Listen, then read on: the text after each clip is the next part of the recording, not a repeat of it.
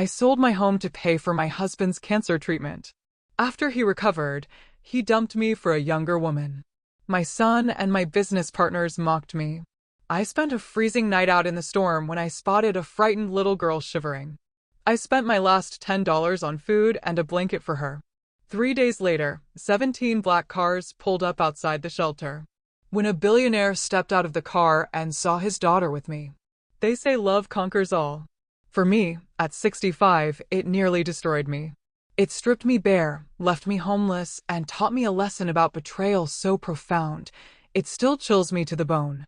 My name is Gretchen, and this is how I learned that the most expensive mistake you'll ever make can also be the greatest gift.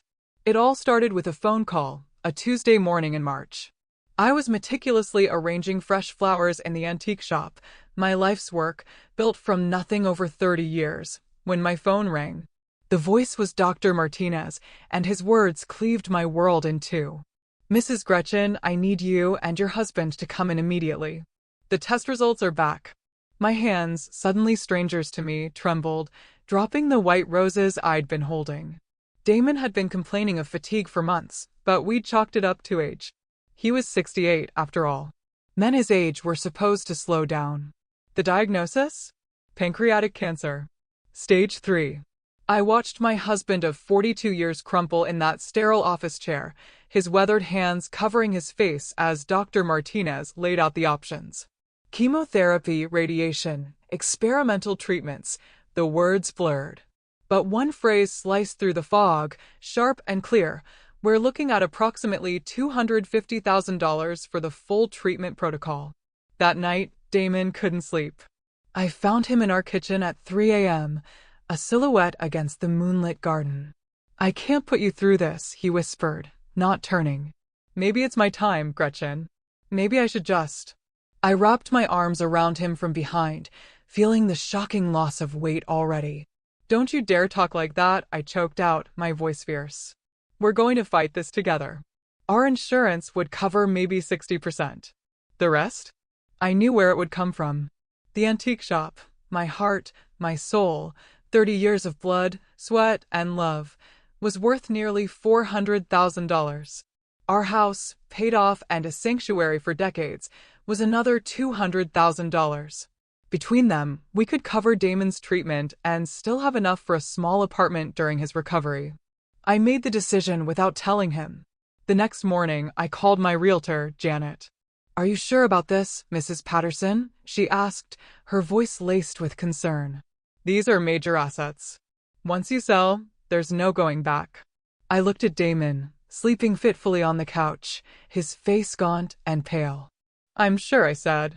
The process took 6 agonizing weeks. 6 weeks of watching Damon grow weaker while I quietly dismantled our entire life. I sold the shop to a developer who planned to tear it down for condos. The house went to a young couple with 3 children who promised to cherish my rose garden. We moved into a tiny apartment across town, and I threw myself into being Damon's caregiver. Every morning, I drove him to treatments. Every evening, I held his head as he was sick.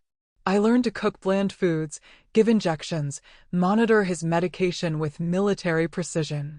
For 8 months, cancer became our entire world. But it worked. In November, Dr. Martinez used the word we'd prayed for, remission. Damon looked better than he had in a year.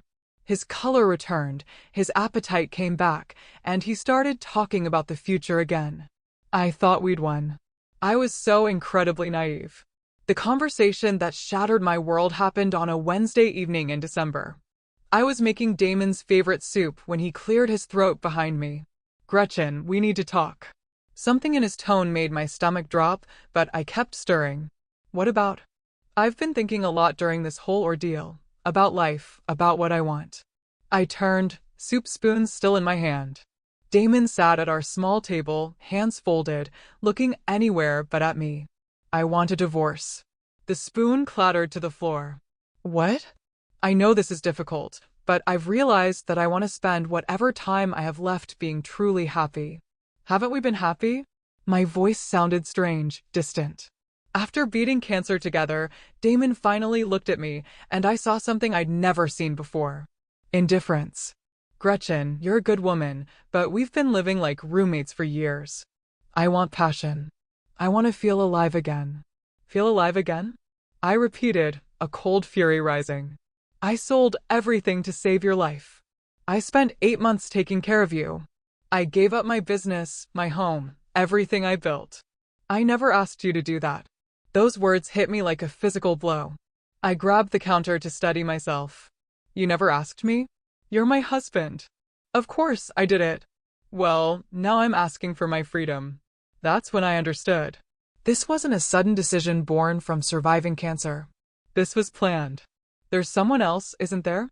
Damon's silence was answer enough. Who is she? Her name is Sarah. She was one of my nurses during treatment. I felt like I was falling down a deep well. Sarah. I remembered her. Pretty blonde, maybe 32 or 33. She'd always been extra attentive to Damon, always smiling and laughing at his jokes. I'd thought she was just being professional. How long? I whispered. Does it matter? How long, Damon? He sighed. Since July. July? Right in the middle of his treatment. While I was selling my life's work to pay for his care, he was falling in love with another woman. I want you out by the end of the month, he said, standing up. I'll give you 30 days to find somewhere else to live. This is my apartment, too. I'm the one who rented it. My name is on the lease. Sarah will be moving in after the holidays. It would be awkward for all of us if you stayed. I stared at this man I'd loved for 42 years, this man I'd sacrificed everything to save. And I didn't recognize him. Where am I supposed to go? I don't have any money. I spent everything on your treatment. That's not my problem anymore, Gretchen. The next week was a nightmare. I called our son, Robert, thinking surely he would understand. Surely he would be outraged. Mom, I think you need to accept that Dad has the right to be happy, he said when I explained. You two haven't been in love for years. Everyone could see that. Robert, I gave up everything to save his life. And that was your choice. But you can't hold that over his head forever. I'm not holding anything over his head. I'm just trying to understand how you can support this. Robert sighed, irritated. Look, Mom. You've always been dramatic. Dad told me how you've been guilt-tripping him about the money. Sarah makes him happy in a way you haven't for years. He told you about Sarah? Of course he did. He's been miserable. Mom, give him a break. I hung up, feeling more alone than ever. My own son was taking his father's side, painting me as the villain. But the worst was yet to come. I had hoped to keep my partnership in Patterson and Associates, a consulting business I'd built with 2 other women before the antique shop. It wasn't much, but it would give me a small income. Margaret and Susan called me into the office 2 days after New Year's. Gretchen, we've been discussing your situation, Margaret said, not meeting my eyes. Given everything you're going through personally, we think it might be best if you stepped back from the business. Stepped back? I repeated. I helped found this company. Susan leaned forward, her expression falsely sympathetic. We're concerned about your emotional state, the divorce, the financial stress. It's affecting your judgment. What are you talking about? I've been working here for 20 years. You missed 3 client meetings last month, Margaret said. You seemed distracted, unfocused. I was dealing with my husband's cancer treatment and then a divorce. Of course, I was distracted. Exactly our point, Susan said. We think you need time to get your personal life sorted out. We're prepared to buy out your partnership stake. They offered me $15,000 for a partnership worth at least $40,000. I knew they were taking advantage, but I also knew I didn't have the energy or resources to fight them. By February 1st, I had lost my husband, my son's respect, my home, my business, and my life savings.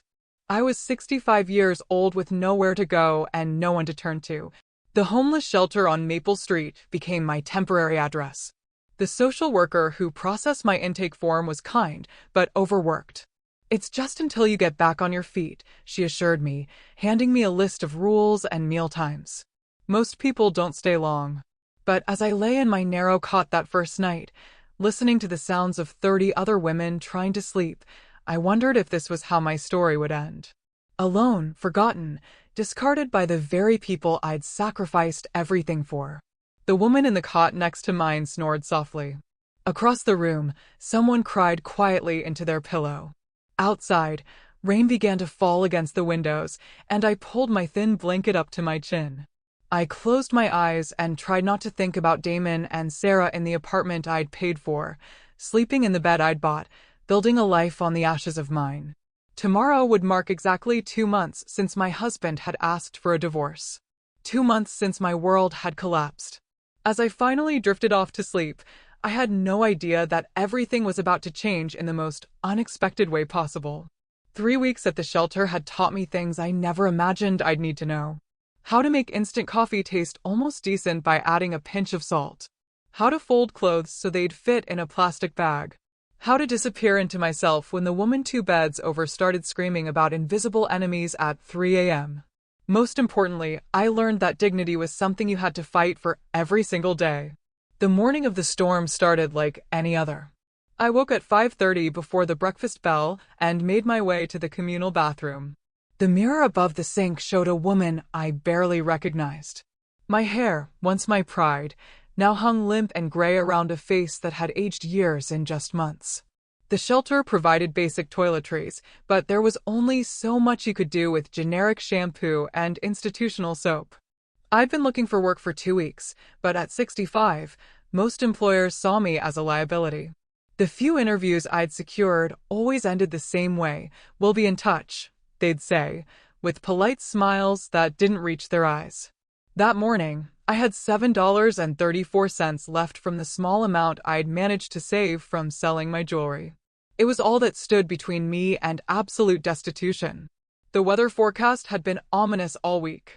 Meteorologists were calling it a significant weather event, the kind of storm that could knock out power for days and turn streets into rivers. By noon, the shelter staff were already making preparations, checking generators, and stocking extra food.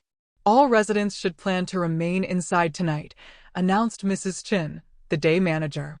"This storm is going to be dangerous." But at 4:30 that afternoon, I realized I'd made a critical mistake. In my distraction over a job interview that morning, I'd forgotten to take my blood pressure medication. Without it, I risked a stroke or heart attack. The pills were in my small bag upstairs, but I needed food to take them safely, and dinner wouldn't be served until 6 o'clock. I counted my money again. $7.34. Enough for a small sandwich and maybe a carton of milk from the corner store 3 blocks away. The wind was already picking up as I stepped outside, pushing against me with surprising force. Dark clouds churned overhead, and the first fat raindrops began to fall. I pulled my thin jacket tighter and hurried down the street. The corner store was nearly empty. I grabbed a pre-made turkey sandwich and a small carton of milk, calculating the exact cost, for $1.67. That would leave me with $2.67 for tomorrow. As I paid, the clerk glanced outside nervously. "Storm's coming fast," he said. "You should get home quick." Home. I nodded and tucked my purchases into my jacket. The walk back would take about 15 minutes if I hurried, but I never made it. Halfway there, the sky opened up. Not the gentle rain that had been threatening, but a torrential downpour that soaked through my jacket in seconds. The wind turned vicious, whipping debris down the street, making it hard to see. I ducked into a doorway, but the storm only worsened. Lightning split the sky, followed immediately by thunder so loud it made my teeth ache. This wasn't a storm that would pass. This was the kind of weather that could kill you. That's when I heard it. A sound that cut through the howling wind and driving rain. Crying. Not the wailing of the storm, but human crying. A child crying. I peered out, trying to locate the source. There, huddled behind a row of garbage cans in the alley beside a closed restaurant, was a small figure. A little girl, maybe 7 or 8, soaked to the skin and shivering violently. I didn't think. I ran. "Honey," I called out, my voice barely audible. "Honey, what are you doing out here?" The child looked up with enormous brown eyes, filled with terror. She was small for her age, with tangled dark hair plastered to her head, and clothes that had once been expensive but were now torn and muddy. "I'm lost," she whispered, teeth chattering. "I can't find my daddy." "Oh, sweetheart." I knelt beside her, not caring that the water immediately soaked through my pants. How long have you been out here? Since this morning, I think. Maybe yesterday. I don't know. My heart broke. This tiny thing had been alone in the storm for hours, maybe longer. What's your name? Charlotte, she managed. Charlotte Elizabeth. Well, Charlotte Elizabeth, I'm Gretchen, and we need to get you somewhere safe right now. But as I looked around, our options were limited. The restaurant was closed, its metal security gate pulled down tight. The other buildings were offices, equally shuttered. The shelter was still 6 blocks away, and there was no way this little girl could make that walk. Then I remembered the 24-hour convenience store we'd passed. It wasn't ideal, but it would be warm and dry. Can you walk? I asked. She nodded, though I could see she was exhausted, probably in mild shock. I took off my jacket, wrapping it around her small shoulders, leaving me in just a thin sweater. Hold on to me, I told her. Don't let go no matter what. The 3 blocks to the store felt like 3 miles. The wind kept trying to knock us down, and the rain came in sheets so thick we could barely see. By the time we stumbled through the doors, we were both soaked and shaking. The clerk looked up from his magazine. Jesus, lady, you shouldn't be out in this with a kid. I know, I said, water dripping from my hair. We got caught in it. The store was wonderfully warm. Charlotte stayed pressed against my side, her small hand gripping my sweater. I looked around, calculating. I had $2.67 left. Charlotte needed dry clothes, or at least something to warm her up. She needed food. She probably needed medical attention, but that would have to wait. In the clothing section, I found the cheapest options, a child's t-shirt with a cartoon character for $3.99 and a small package of socks for $2.50. Both were too expensive for my budget, but I couldn't leave this child in wet clothes. That's when I made a decision that would change everything. I approached the clerk with the t-shirt, socks, a small bag of cookies, and a bottle of water. How much for all of this? He rang it up. $9.47. I had $2.67. But in my other pocket, I had something else, the emergency $20 bill I'd hidden away weeks ago. My last safety net. Money I'd sworn to save for a true emergency. Looking at Charlotte, blue-lipped and shivering, I knew this qualified. Here, I said, pulling out the $20. The clerk handed me my change, $10.53. Combined with what I already had, it left me with $13.20 total, more than I'd had all day. In the store's small bathroom, I helped Charlotte change into the dry shirt. Her clothes underneath were soaked, but at least the outer layer was warm. I used paper towels to dry her hair as much as possible and helped her put on the clean socks. Better? I asked. She nodded, and for the first time since I'd found her, she smiled slightly. Thank you. We settled in a corner with the cookies and water. Charlotte ate like she hadn't seen food in days, which made me wonder exactly how long she'd been missing. Charlotte, where do you live? I asked gently. In a big house, she sat around a mouthful of cookie, with lots of windows and a big yard. Do you remember your address? She shook her head. Daddy says I'm not supposed to tell strangers where I live. Smart girl, smart father, but it made finding her family complicated. What about your daddy's name? His full name. Marcus, she said immediately. Marcus Wellington. The name meant nothing to me, but I filed it away. Does your daddy have a phone number you remember? Again, she shook her head. I'm not supposed to remember numbers either. But I was at school. And then there were these men.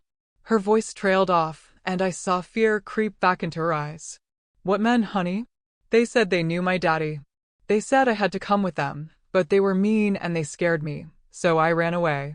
My blood went cold. This wasn't just a lost child. This was something much more serious. Charlotte, when did this happen? When did the men try to take you? 3 days ago, maybe 4? I've been hiding ever since. 3 or 4 days. This little girl had been surviving on the streets for nearly a week, hiding from what sounded like kidnappers. How had no one found her? How had there been no Amber Alerts, no police search? Unless there had been, and I just hadn't seen them. Living in the shelter, I didn't have regular access to news. We need to call the police, I told her gently. Charlotte's reaction was immediate and terrifying. She grabbed my arm with both hands, eyes wide with panic. No, no police. The men said if I called the police, they'd hurt my daddy. Sweetheart, the police are the good guys. They help find lost children. No, she said again, tears starting to flow. Please don't call them. Please. I held her as she cried, feeling her tiny body shake with fear. Whatever had happened, whatever those men had told her, she was genuinely terrified of involving the authorities. The storm raged on outside.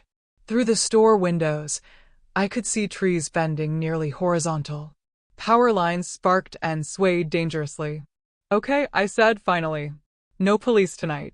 But Charlotte, we have to find your daddy somehow. She nodded, wiping her nose on her sleeve. He's probably looking for me.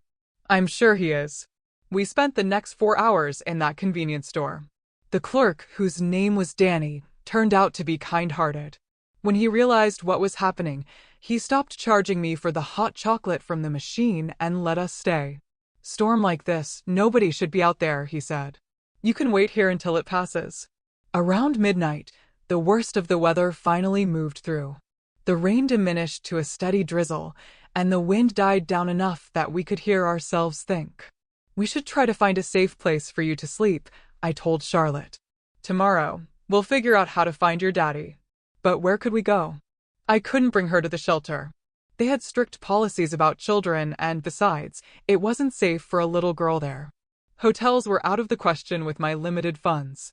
I know a place, Charlotte said quietly. There's a park not far from here. It has a gazebo with a roof. The idea of spending the night in a park with a child made my stomach turn. But what choice did we have? As we prepared to leave, Danny called out. Hey, wait. He walked over with a plastic bag. Take these, he said, handing me the bag. Inside were granola bars, bottled water, and a small blanket from the store's camping section. I can't pay for these, I told him. Didn't ask you to, he replied. Kid needs to eat. Outside, the air was clean and cool after the storm. Debris littered the streets, tree branches, scattered garbage, broken glass. But the worst had passed. Charlotte led me through several blocks to a small neighborhood park. The gazebo she'd mentioned was old but sturdy, with a solid roof and partial walls that would provide some protection from the wind. I spread out the blanket, and we huddled together. Charlotte curled up against my side like a small cat seeking warmth. Gretchen, she said softly in the darkness. Yes, sweetheart. Are you my guardian angel? The question caught me off guard. Here I was, a homeless woman with $13 to my name, and this precious child saw me as her protector. I'm just someone who cares about you, I said. Daddy always said that guardian angels come when you need them most. I held her tighter, this beautiful, brave little girl who'd been through so much. Well, then maybe I am. As Charlotte's breathing evened out in sleep, I stared up at the gazebo ceiling and wondered what tomorrow would bring. I had no idea that in less than 72 hours, 17 black cars would pull up outside the shelter, and my life would change in ways I could never have imagined. 3 days passed in a blur of careful survival and growing attachment.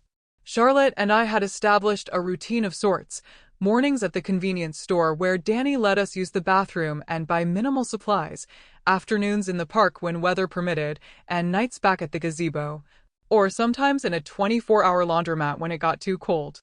I was amazed by Charlotte's resilience. Despite everything, she maintained a sunny disposition most of the time. She told me stories about her life, fragments that painted a picture of wealth and privilege I could barely imagine. A house with 12 bedrooms, a swimming pool shaped like a butterfly, horses in a stable behind the main residence. Daddy travels a lot for work, she explained as we shared a bag of crackers on our third morning. Sometimes I don't see him for weeks, but when he comes home, we have tea parties in the garden. What kind of work does your daddy do? I asked, though I wasn't sure she'd understand the answer. He makes things happen, Charlotte said. Seriously. Important things. That's why the bad men wanted to take me. To make him do what they wanted.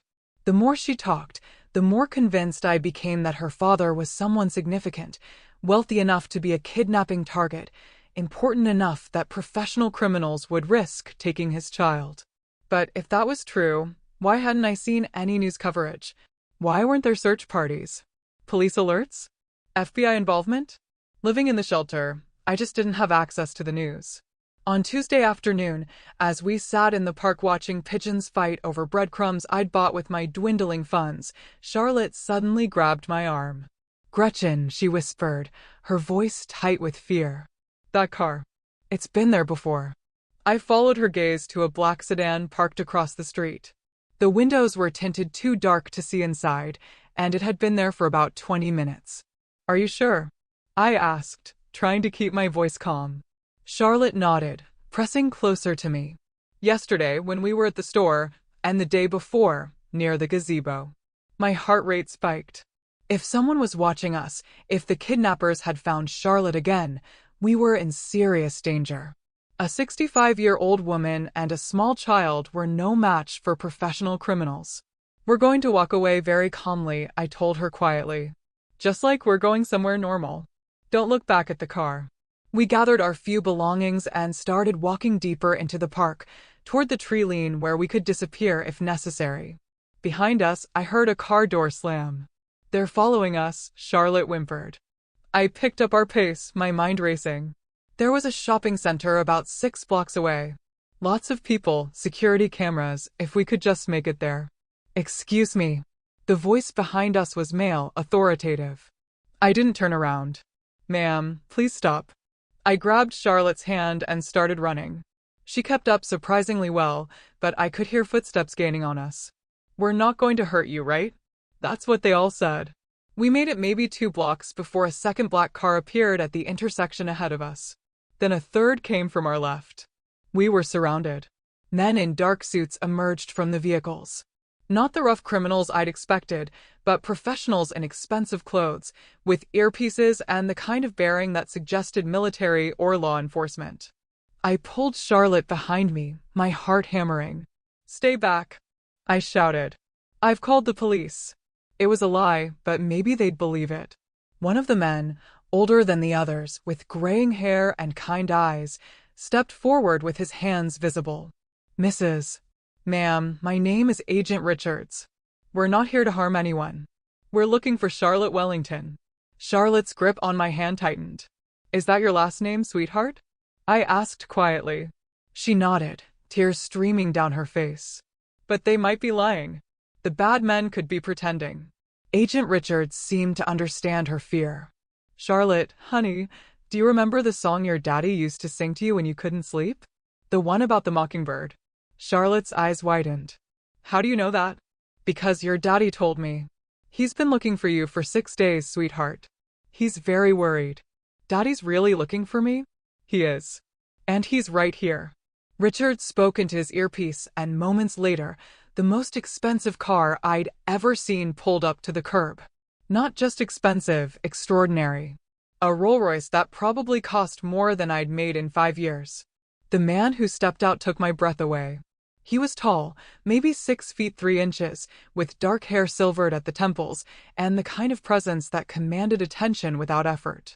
His suit probably cost more than most people's monthly rent, and everything about him screamed power and wealth. But when he saw Charlotte, all of that fell away. "Charlotte! Daddy!"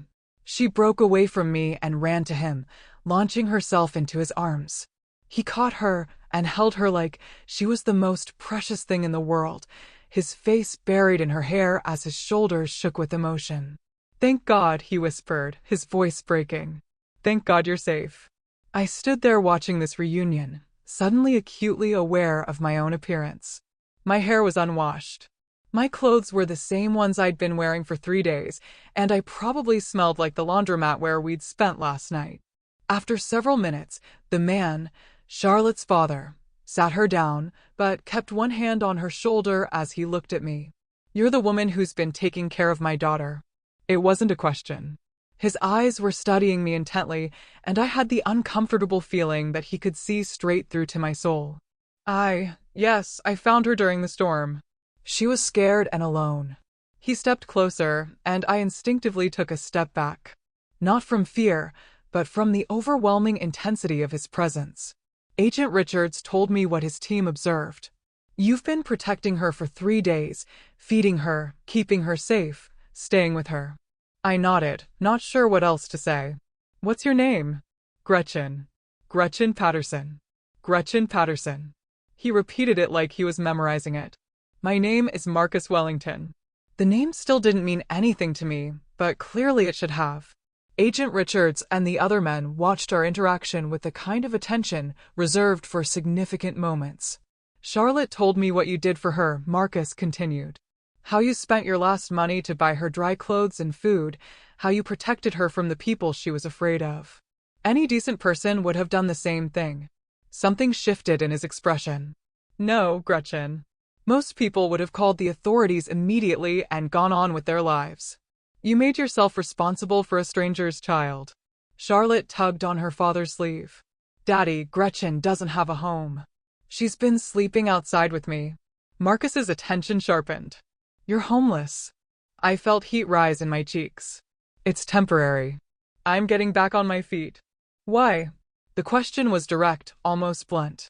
I wasn't sure how to answer without explaining my entire story. Life circumstances, I said finally.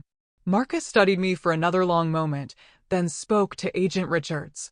I want a full background check within 2 hours. Everything. Financial history, criminal record, medical records, employment history, family situation, everything. Sir, that's not really necessary. It's very necessary. Marcus's tone brooked no argument. This woman has been caring for my daughter for 3 days. I need to know who she is. I felt a flash of indignation. I don't need your investigation. I'm not asking for anything from you. Maybe not, Marcus said. But I'm asking something from you. What? I'd like you to come with us. Charlotte doesn't want to let you out of her sight. And frankly, neither do I. At least until I can properly thank you for what you've done. Charlotte immediately grabbed my hand.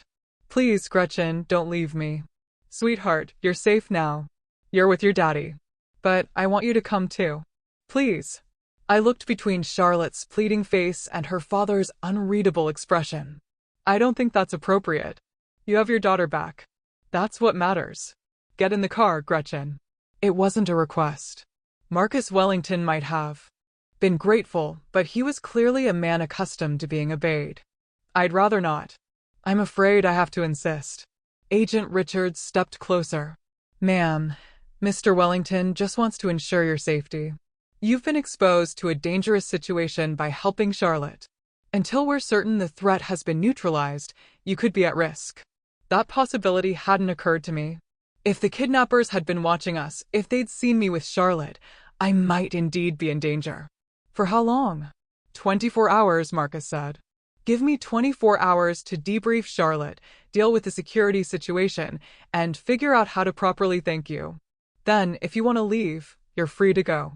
Charlotte was still holding my hand, looking up at me with those enormous brown eyes. Please, Gretchen. I'm scared without you. And that decided it. The interior of the Rolls-Royce was like nothing I'd ever experienced. Leather seats softer than most beds, climate control that made the air feel like a gentle spring breeze, and enough space that Charlotte and I could sit comfortably while Marcus sat across from us. Where are we going? I asked. Somewhere safe, Marcus replied, but he was looking at Charlotte, not me. Baby girl, I need you to tell me everything that happened, starting with the day you disappeared. Charlotte launched into her story, and as she talked, I began to understand the scope of what had occurred. She'd been taken from her private school by 2 men claiming to be friends of her father. They'd held her in an abandoned warehouse for 2 days, waiting for Marcus to comply with some demand they'd made. What did they want from you? I asked Marcus. His jaw tightened. Access to certain government contracts, information that could be worth hundreds of millions of dollars to the right people. And you refused. I couldn't give them what they wanted, even if I'd wanted to. The information doesn't exist in the way they thought it did, so they just kept Charlotte. They were waiting for me to change my mind. What they didn't count on was Charlotte being resourceful enough to escape. I looked at the little girl with new respect. She'd not only escaped professional kidnappers, but had survived on the streets for nearly a week. How did you get away, sweetheart? They left me alone for a few minutes, Charlotte said. The rope wasn't tied very tight, and there was a loose board in the wall. I wiggled through and ran. Marcus closed his eyes briefly, and I could see the pain on his face. The car turned through massive iron gates, and I got my first glimpse of the Wellington estate. Calling it a house would have been like calling the ocean a pond. The mansion sprawled across what had to be at least 20 acres, with manicured gardens, fountains, and outbuildings larger than most people's homes. The main residence looked like something from a European fairy tale, all stone towers and graceful arches. "This is where you live?" I asked Charlotte. She nodded like it was perfectly normal. "Want to see my room? It has a balcony that looks out over the stables." As we pulled up to the front entrance, staff members emerged. Not just a butler or housekeeper, but a small army of people whose job was apparently to take care of the Wellington family. Marcus helped Charlotte out, then offered me his hand. I hesitated before taking it, acutely aware of the contrast between his manicured fingers and my own worn hands. "Mrs. Patterson," he said as we walked toward the entrance. "Before we go inside, I need you to understand something."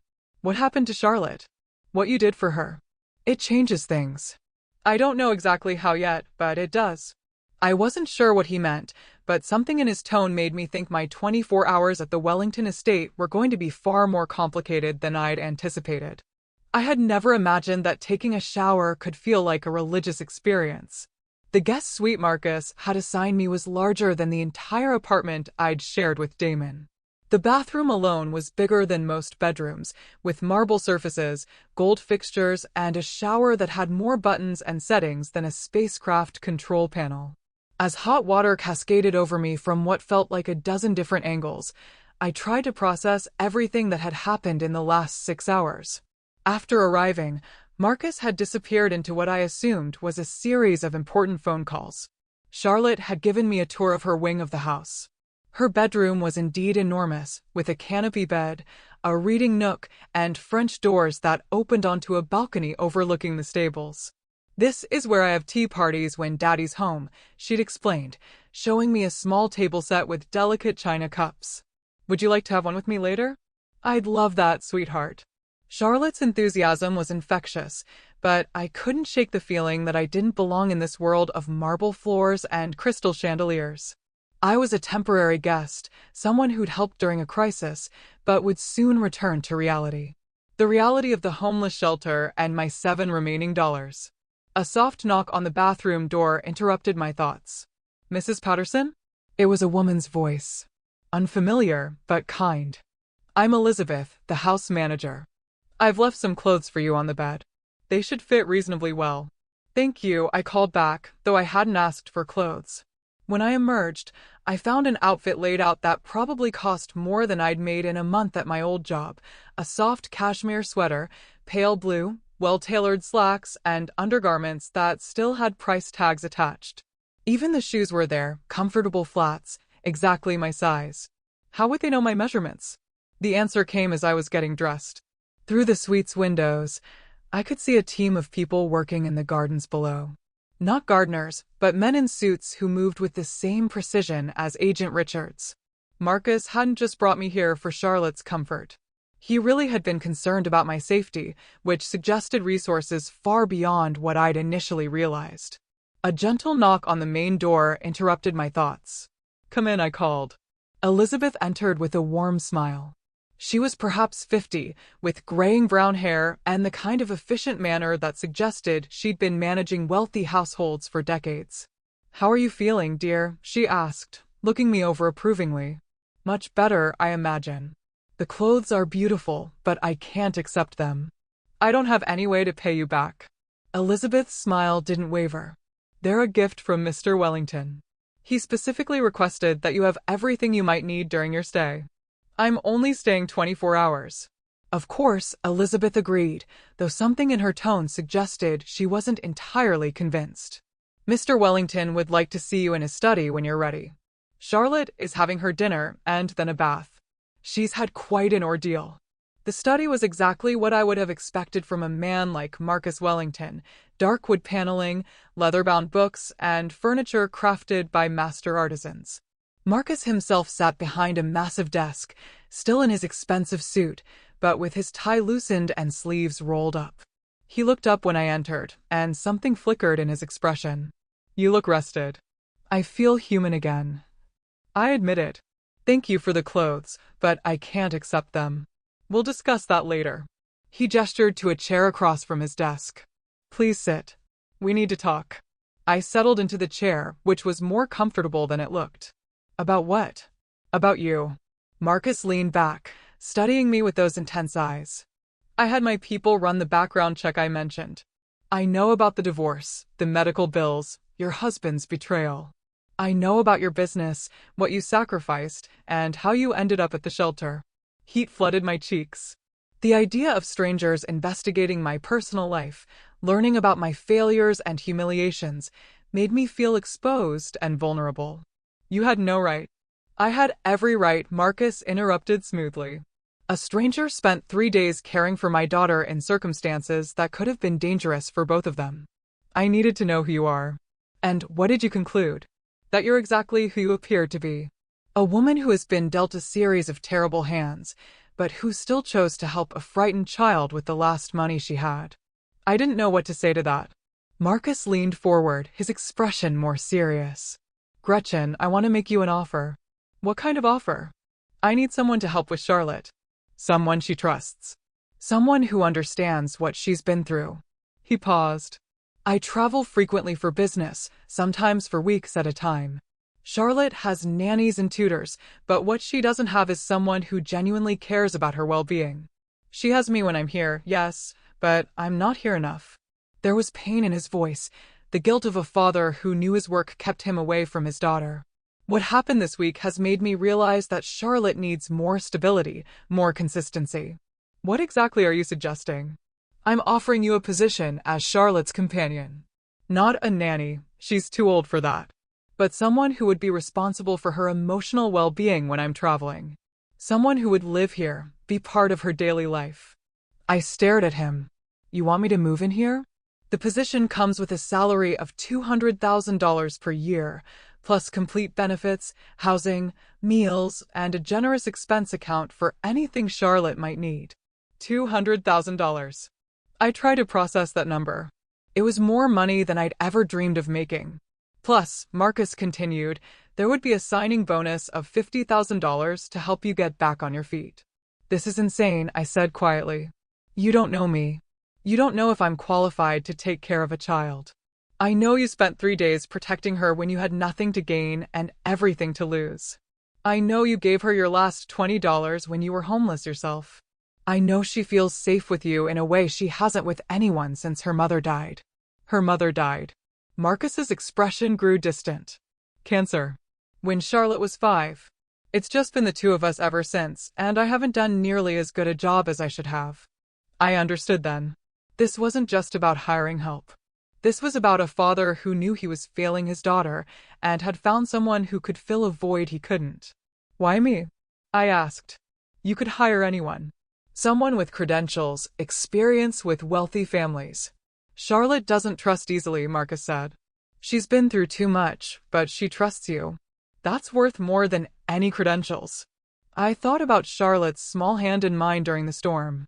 The way she'd curled up against me in the gazebo, how she'd called me her guardian angel. "I need time to think about this." "Of course, take all the time you need," but before I could respond, Elizabeth appeared in the doorway with an expression I hadn't seen before, barely controlled anger. "I'm sorry to interrupt, Mr. Wellington, but there's a situation at the front gate." Marcus frowned. "What kind of situation?" "A man claiming to be Mrs. Patterson's husband. He's quite insistent about seeing her." My stomach dropped. "Damon." "You don't have to see him," Marcus said immediately. "Security can remove him from the property." But I was already standing. "No, I'll talk to him. I need to know what he wants." Marcus's expression hardened. "Then I'm coming with you." The front gate was a quarter mile from the main house, but we could hear Damon's voice even from that distance. He was shouting at the security guard, demanding to be let in, threatening to call the police. As our car approached, I could see him clearly for the first time since the divorce. He looked older, thinner, and there was something desperate about his posture I'd never seen before. The moment he saw me, his whole demeanor changed. Gretchen. He rushed toward the car as I got out. Thank God I found you. What are you doing here, Damon? How did you even know where I was? It doesn't matter. I've been looking everywhere for you.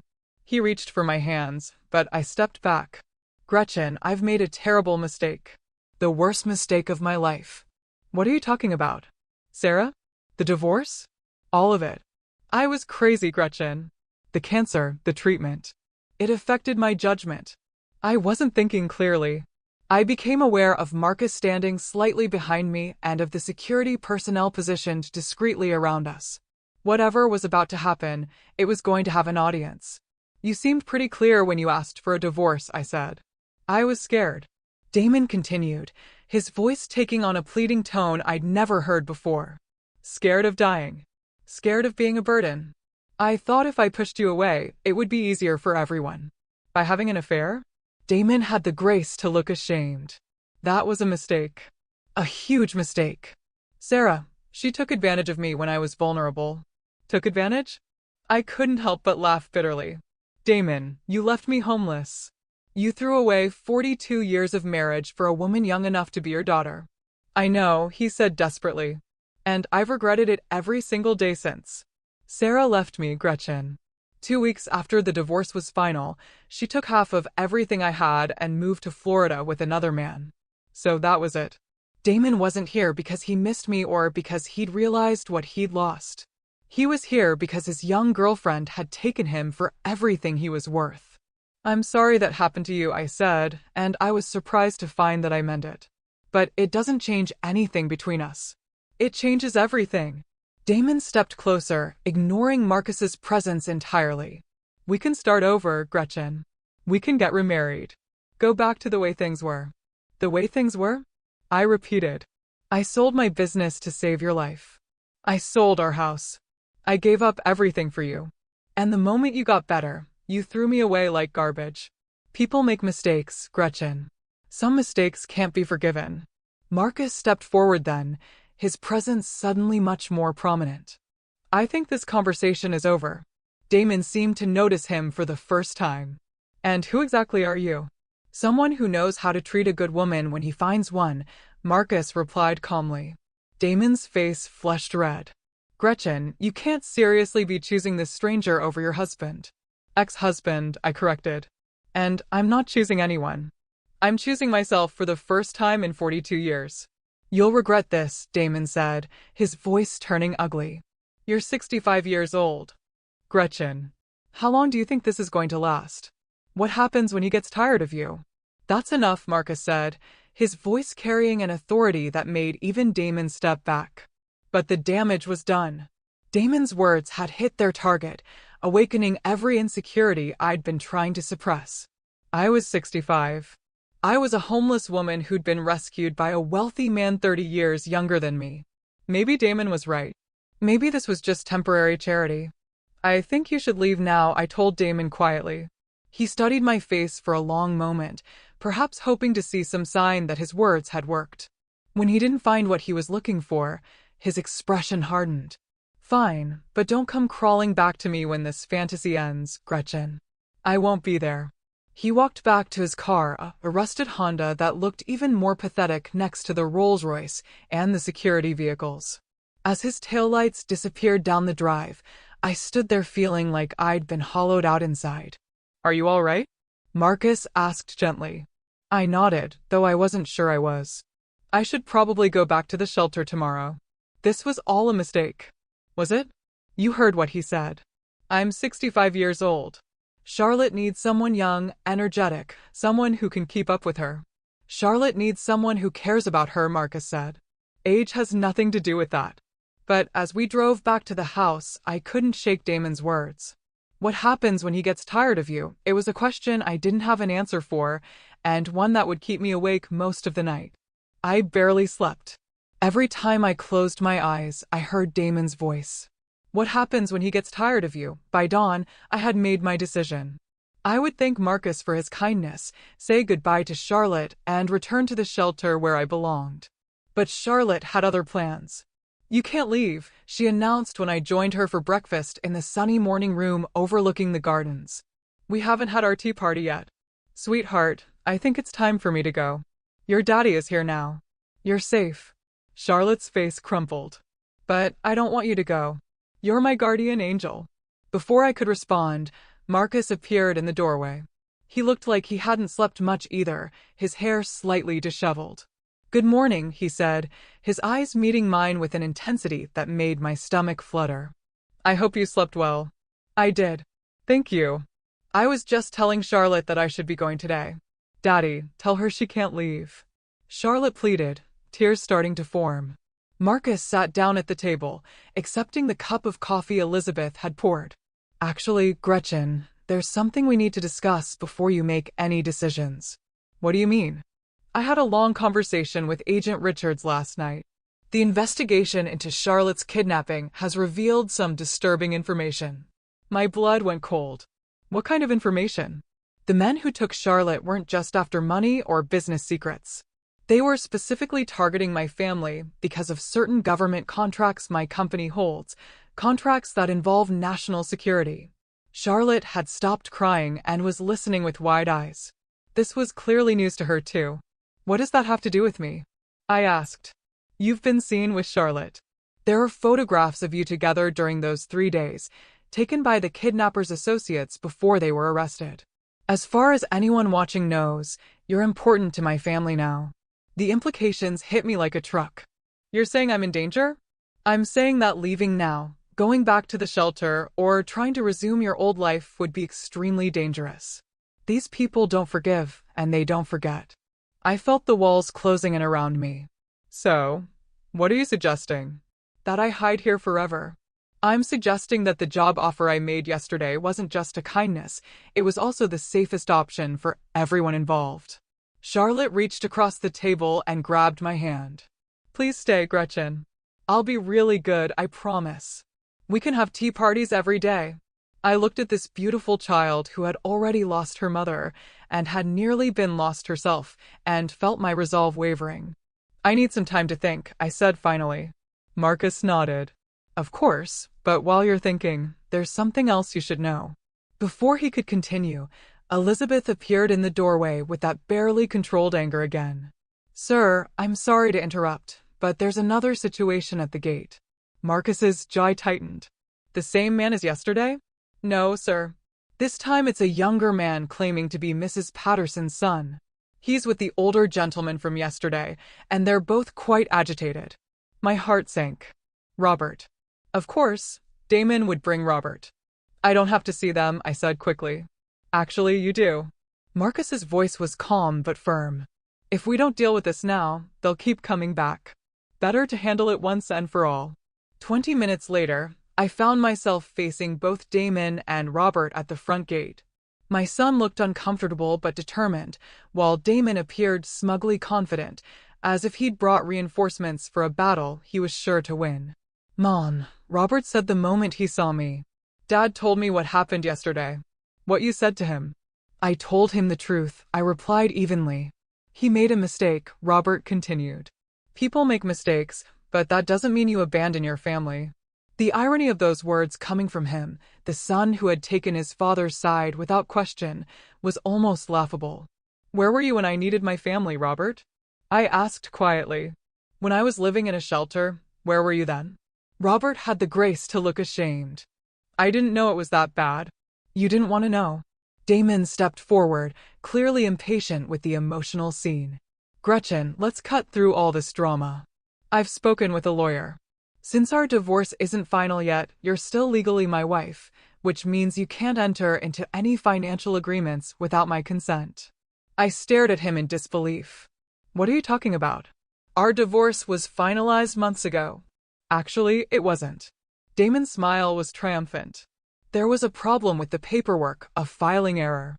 Technically, we're still married, which gives me certain rights regarding your decisions. The world seemed to tilt beneath my feet. That's not possible. Check with your lawyer if you want.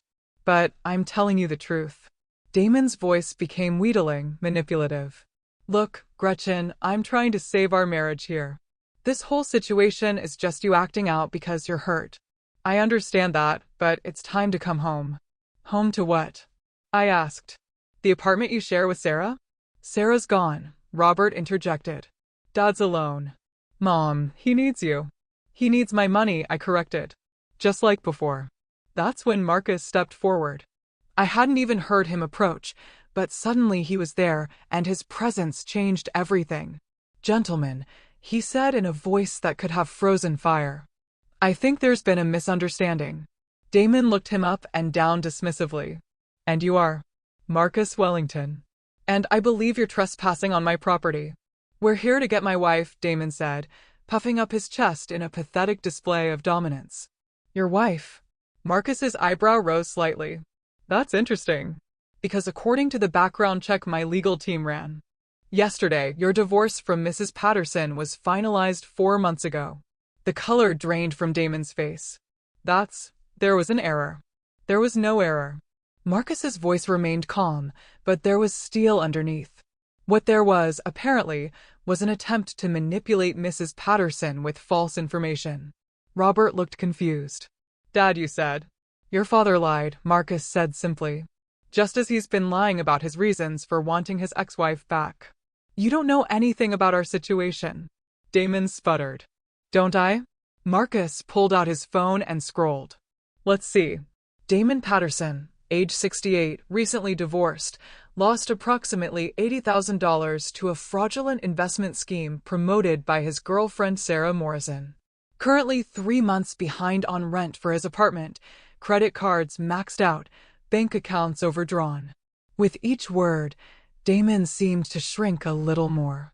So, you see, Marcus continued, I know exactly what this is about. This isn't a man who wants his wife back. This is a man who needs someone to bail him out of his financial problems. Robert was staring at his father with growing horror. Dad, is this true? Damon's face was red with humiliation and rage. Gretchen, you can't seriously believe. I can believe it, I said quietly, because it's exactly what you did during your cancer treatment. You used me then, just like you're trying to use me now. That's not. I was sick, Gretchen. I wasn't thinking clearly. And what's your excuse now? Damon had no answer for that. Marcus stepped closer, and I could see why Agent Richards and his team followed his orders without question. When Marcus Wellington wanted to be intimidating, he was terrifying. Here's what's going to happen, Marcus said, his voice deadly quiet. You're going to leave this property immediately. You're not going to contact Mrs. Patterson again. You're not going to harass her, threaten her, or attempt to manipulate her. If you do, you'll discover exactly how much influence a man with my resources can have over someone's life. You can't threaten me, Damon said, but his voice was shaking. I'm not threatening you. I'm making you a promise. Marcus paused, letting that sink in. Mrs. Patterson is under my protection now. That means she's untouchable. Do you understand? Whatever fight had been in Damon deflated completely. But Robert wasn't finished. Mom, please don't let this man turn you against your own family. I looked at my son, this man I'd raised, loved, sacrificed for, and felt a profound sadness settle over me. Robert, where were you when I was homeless? I didn't know. You knew exactly where I was. Your father told you. You chose not to care. It's not fair, is it?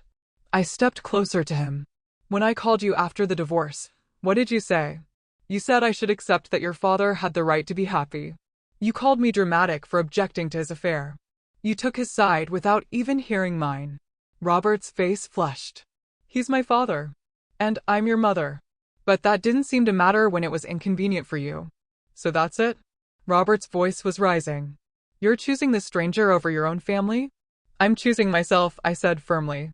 For the first time in my life, I'm choosing what's best for me instead of sacrificing everything for people who don't appreciate it. You'll regret this, Damon said bitterly. Both of you will regret this. Marcus's expression didn't change. Are you threatening my family, Mr. Patterson? The word family hit me like a lightning bolt. Marcus had just referred to me as family. Because if you are, Marcus continued, I should mention that every word of this conversation is being recorded. Threatening the family of someone with government security clearance is a federal crime. That was the final blow. Damon and Robert left without another word, their heads down and their dignity in tatters. As their car disappeared down the drive, I felt like I'd just witnessed the end of a chapter of my life. "Are you all right?" Marcus asked gently. I nodded, though I wasn't entirely sure I was. "Did you mean it? What you said about family?" Marcus was quiet for a long moment. "Charlotte lost her mother when she was 5. I've been trying to be both parents to her, but I've failed in a lot of ways. She needs stability, love, someone who puts her first." He turned to look at me directly. "But it's more than that, Gretchen. In the 3 days you spent protecting her, Charlotte smiled more than she had in months. She laughed. She felt safe. You gave her something I hadn't been able to give her." "What's that?" "A mother's love." The words hung in the air between us, heavy with meaning. "I can't replace her real mother," I said softly. "I'm not asking you to replace anyone. I'm asking you to be yourself. To be the woman who spent her last $20 on a frightened child. To be the person who made Charlotte feel safe when her whole world was falling apart." We stood there in the afternoon sunlight. And for the first time since this whole ordeal began, I allowed myself to imagine what it might be like to wake up every morning in that beautiful guest suite, to have tea parties with Charlotte in her garden, to be part of a family that actually wanted me. "The job offer still stands," Marcus said quietly. $200,000 a year, plus benefits, plus the signing bonus. "But more than that, Gretchen, you'd be giving Charlotte something she's never really had, a stable, loving presence in her daily life." I thought about the shelter, about my 7 remaining dollars, about the loneliness that had become my constant companion. Then I thought about Charlotte's bright smile, her small hand in mine, the way she'd called me her guardian angel. "Yes," I said, before I could change my mind. "Yes, I'll take the job." Marcus's smile was radiant. "Charlotte's going to be over the moon." But as we walked back toward the house, I couldn't shake the feeling that this decision would change more than just my living situation. It would change everything in ways I couldn't even begin to imagine. 2 years later, I stood in the same garden where Charlotte and I had shared our first tea party, watching her chase butterflies among the roses. At 10 years old, she had grown taller and more confident, but she still insisted on our daily tea time together. The transformation in both our lives had been remarkable, but not in ways I could have predicted. Marcus had been true to his word about everything: the salary, the benefits, the signing bonus. It had all materialized exactly as promised. But more importantly, he had kept his word about treating me as family. "Gretchen," Charlotte called from across the garden. "Come see. The blue butterfly is back." I made my way over to where she was crouched beside the lavender bushes, watching a magnificent blue morpho butterfly rest on the purple flowers. "She only comes here when she knows it's safe," Charlotte said softly. "Just like you did." The observation was so unexpectedly wise that it took my breath away. In 2 years, Charlotte had grown from a traumatized little girl into a thoughtful, compassionate child who saw the world with remarkable clarity. "You know what, sweetheart?" I said, settling beside her on the garden bench. "I think you're right. Our morning routine had become sacred to both of us. Breakfast together, then garden time, followed by her lessons with her tutors while I managed the increasingly complex social calendar that came with being part of the Wellington household.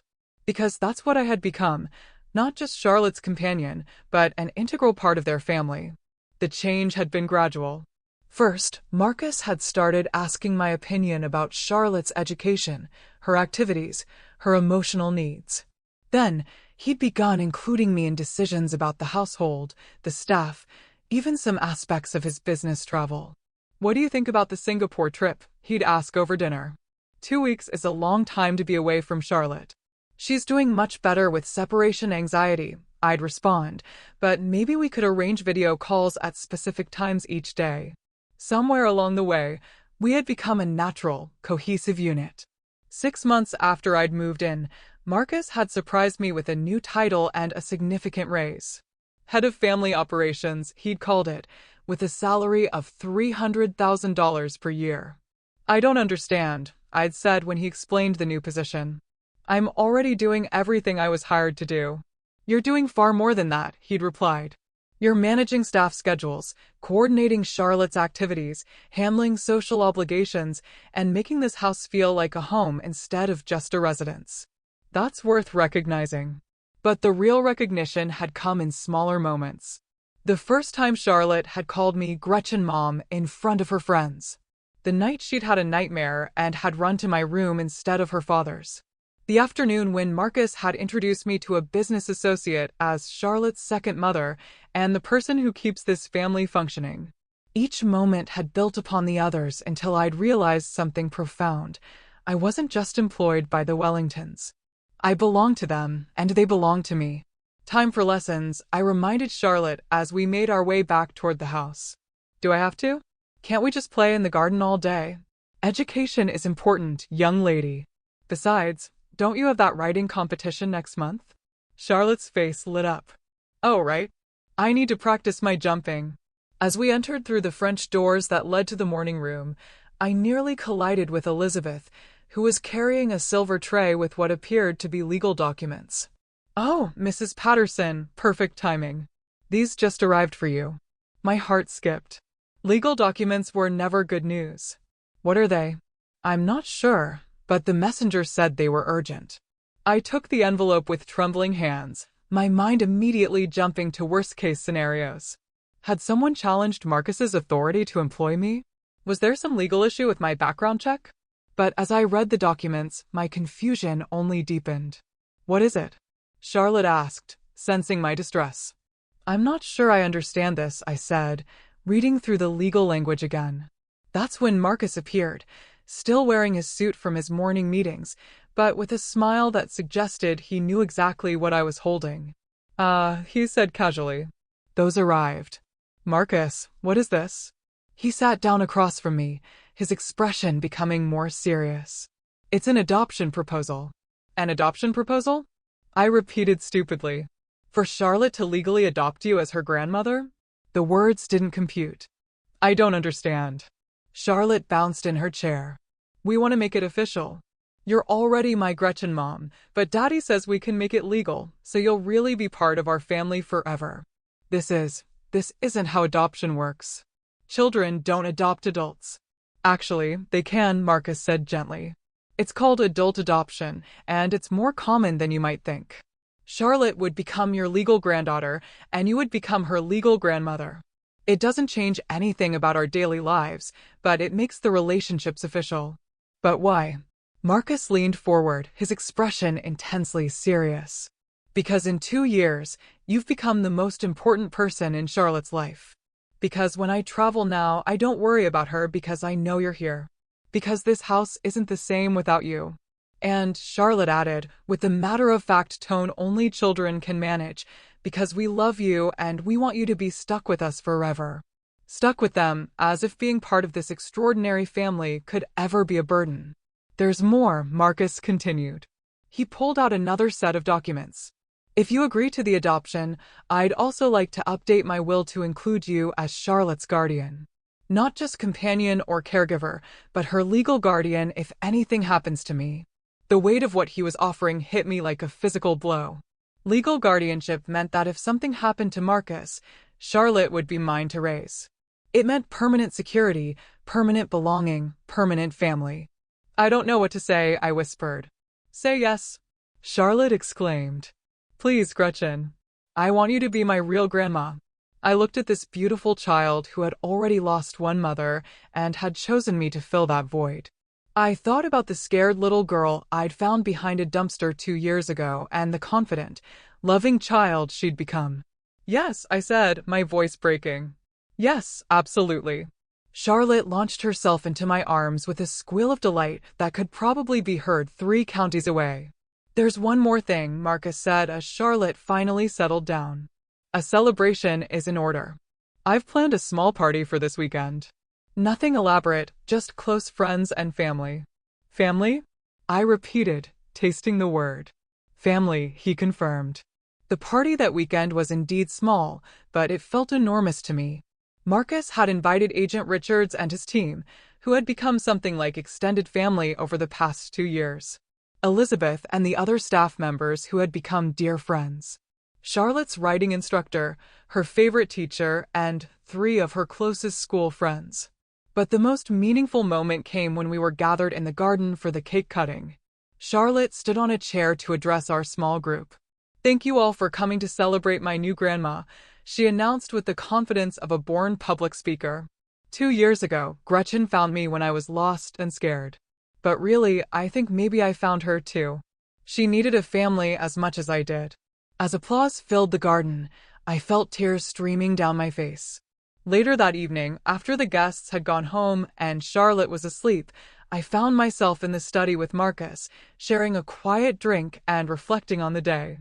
"Do you ever wonder what would have happened if you hadn't found Charlotte that night?" he asked. I considered the question. I'd probably still be at the shelter, or worse, and Charlotte would still be traumatized, still afraid to trust anyone. We sat in comfortable silence for a while, both lost in our own thoughts. "Marcus," I said finally, "why did you really do all this? The job, the adoption, the guardianship?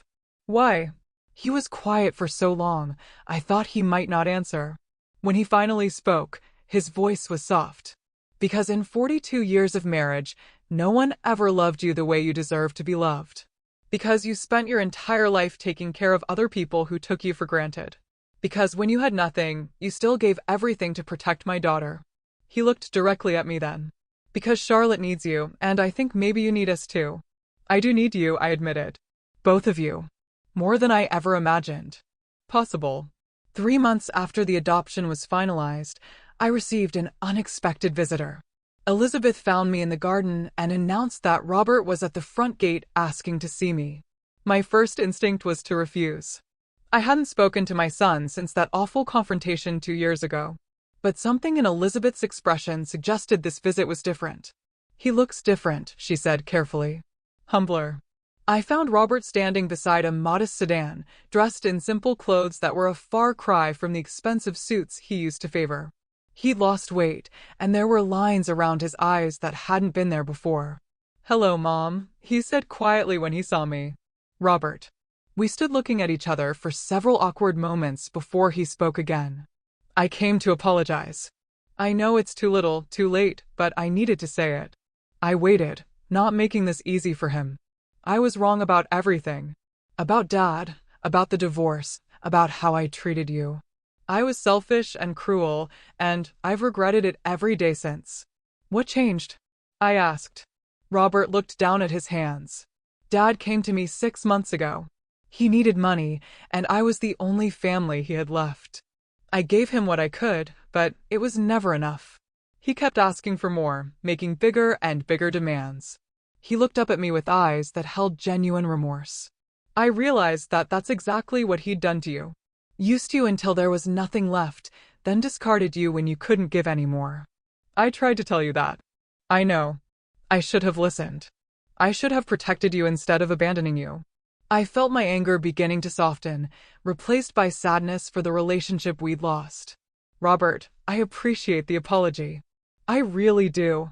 But I can't just forget what happened." "I understand. I don't expect forgiveness. I just wanted you to know that I see clearly now. What Dad did was unforgivable, and what I did was almost as bad." He reached into his car and pulled out a small wrapped package. "This was supposed to be your birthday present 3 years ago. The one I never gave you because I was angry about the divorce." I unwrapped it to find a small silver frame containing a photo from my 50th birthday party. Robert was perhaps 25 in the picture, his arm around me, both of us laughing at something his then-girlfriend had said. "I found it while cleaning out my apartment," he said. "I'm moving back to Denver, starting over, but I wanted you to have this in case you ever want to remember when things were good between us." Looking at that photo, I remembered the son who used to call me every Sunday, who brought me flowers on Mother's Day, who had once told his friends I was the strongest woman he knew. "I'm glad you're starting over," I said sincerely. "I hope you find happiness." "I hope I find peace," Robert replied. "And I hope someday I can become the son you deserved." After he left, I stood in the garden for a long time, holding that photo and thinking about forgiveness, redemption, and second chances. That evening, Charlotte found me there. "You look sad, Gretchen Grandma," she said, using the new title she'd insisted on since the adoption. Not sad, sweetheart, just thoughtful. About what? I showed her the photo. About how sometimes people make terrible mistakes, but they can change if they really want to. Charlotte studied the picture seriously. Is that your son? The one who was mean to you? Yes, but he apologized today. He said he was sorry for how he treated me. Do you forgive him? The question, asked with such innocent directness, made me think. I think I'm learning to, I said finally. Charlotte nodded sagely. Daddy says forgiveness doesn't mean you have to trust someone again. It just means you stop letting their bad choices hurt you. Out of the mouths of babes. As we walked back to the house together, Charlotte's small hand in mine, I reflected on the extraordinary journey that had brought me to this moment. 2 years ago, I had been a broken woman with nothing left to lose.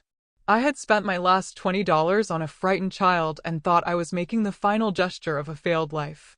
But that gesture had led to this, a family that cherished me, a home where I was valued, a future full of love and purpose. Sometimes, guardian angels, I realized, come to save themselves as much as the people they protect.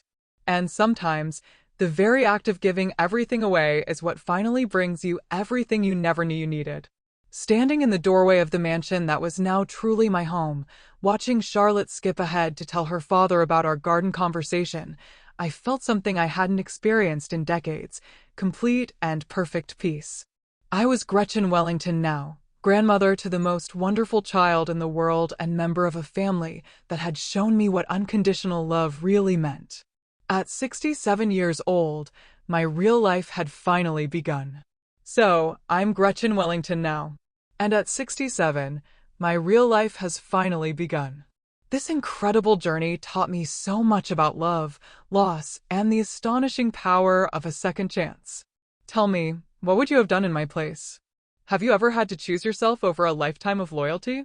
Let me know in the comments below.